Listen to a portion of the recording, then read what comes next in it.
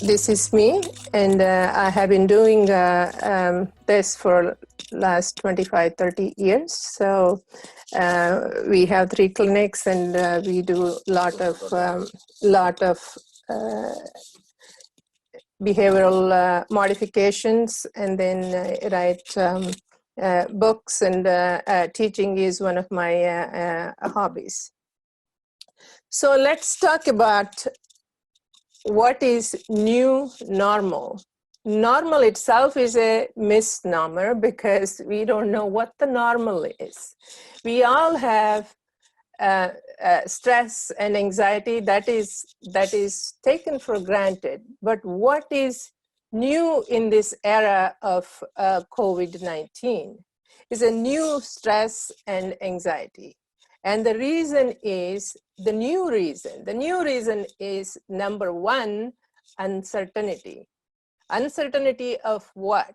Uncertainty of existential, which is thinking whether I'm going to die or my loved ones are going to die, or the disease like, am I going to get the disease, or my loved ones are going to get the disease, or the job, am I going to keep the job or going to lose the job, and the money in terms of whatever the saved money, if you have lost it in your stocks and bonds, am I going to get it or not, and the power, the job, am I going to keep? So this is very uncertain. And and also the second component is loneliness. Loneliness can be isolation. What is isolation? Isolation is being on your own, forcefully being on your own, like we all doing now, staying at home, not going anywhere. But the loneliness, on the other hand, being on your own, but you do not want to be. So the loneliness is a vicious cycle.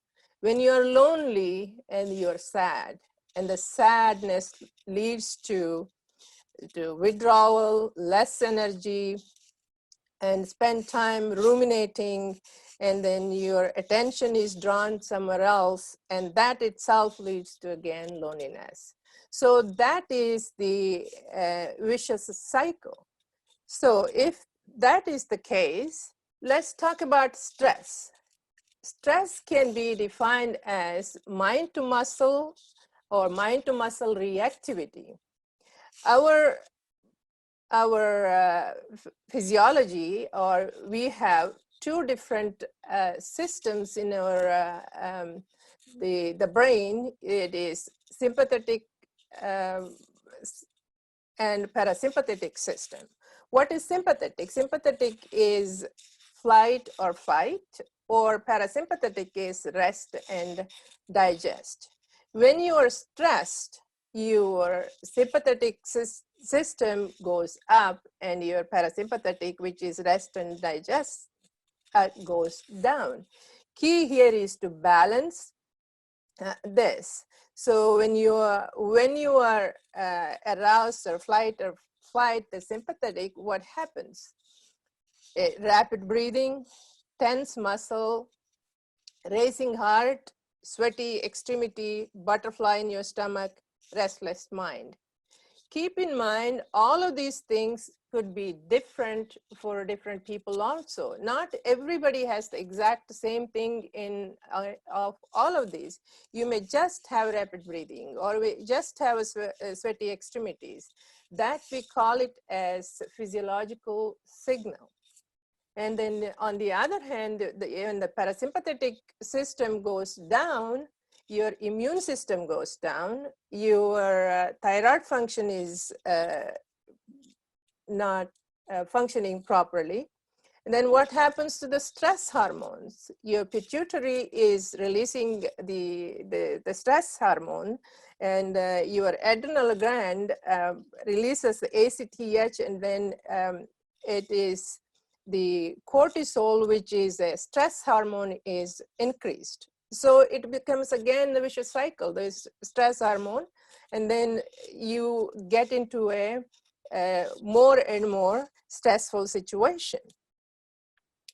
So Let's talk about what is learned helplessness and learned optimism. When you are stressed and when you start thinking, when you go into learned helplessness, because we call it 3 P's: personalization, permanence, and pervasiveness. When I say personalization, then you say, oh, it's everything about me, versus optimism is not me. Permanence, oh, it is never going to change. And whatever this COVID-19 has come, I don't think it is going to change at all. So that's a pessimism. On the other hand, you can start thinking it may change. We don't know when, but it might change. And pervasiveness, it's all about me, and it's only me. As you all know, it's not just one person, it's the whole world. So it is not, everything is not just you. So if that is the case, start thinking of what I can control versus what I cannot control.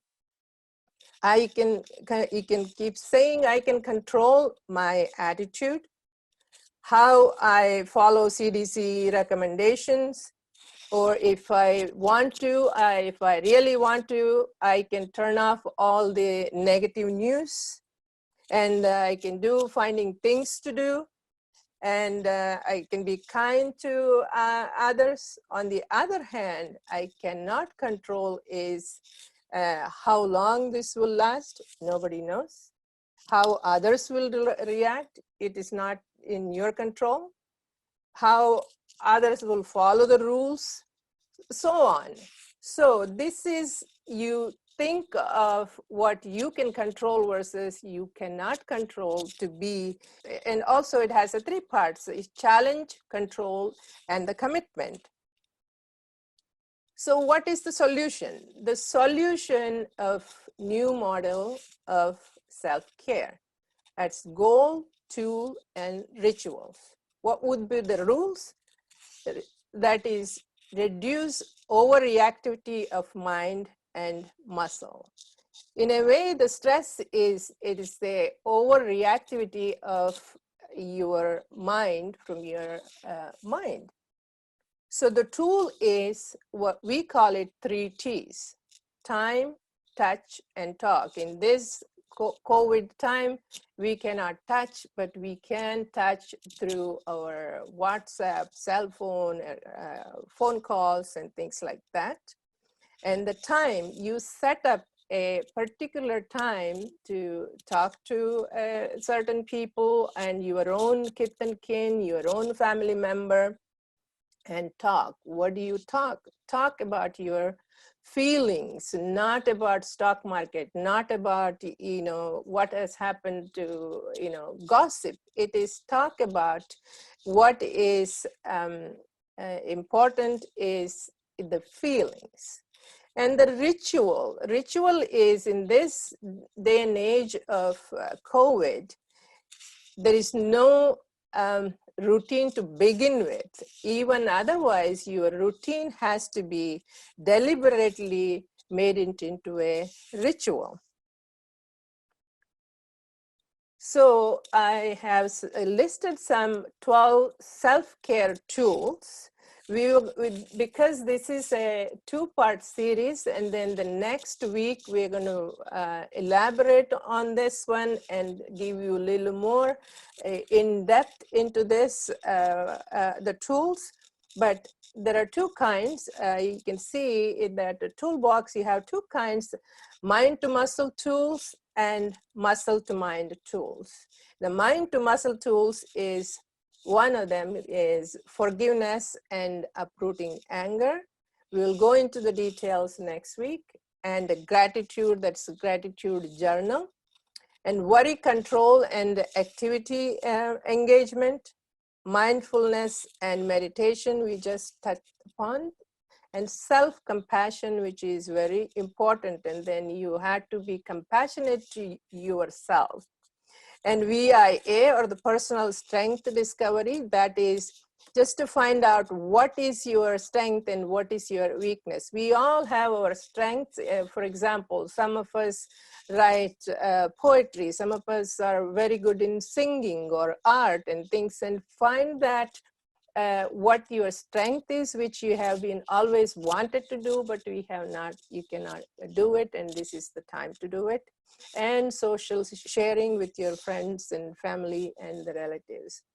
And the muscle to mind tools are mindful diaphragmatic breathing, we just started, and the body scan. And then anxiety desensitization, we will go over next week. Rest and that is sleep and activity balance, which is very, very important, especially as when we get older. When to sleep, how much to sleep, and how well we sleep is very important. And then mindful eating, like you all heard last week. And then I will give you some things for you guys to practice. And then next week we will go over and see what all things you have done. We will share it. So what do you do when you wake up? What do you do mid-morning, lunch, afternoon, evening, and bedtime? For example, you wake up, you can do gratitude journal, meditation, yoga, breakfast in sunlight. I say breakfast in sunlight because it's extremely important. We all have to get enough of sun exposure in this era of COVID-19. The best way to get the sunlight is in the morning, which has the highest vitamin D, and also it helps you your depression as well as your anxiety. And then mid-morning nature walk or gardening if you have a chance to do gardening. And after lunch siesta. As you get older, taking rest for siesta in the afternoon is important, but how long you do it, not too long so that you can sleep well in the nighttime also. 10 to 15 minutes of siesta is recommended. And again, we talked about time, touch, and talk. And then that is in the evening, and the bedtime, music, or self-compassion, and the reading. These are some of the tools that we have, we will discuss further.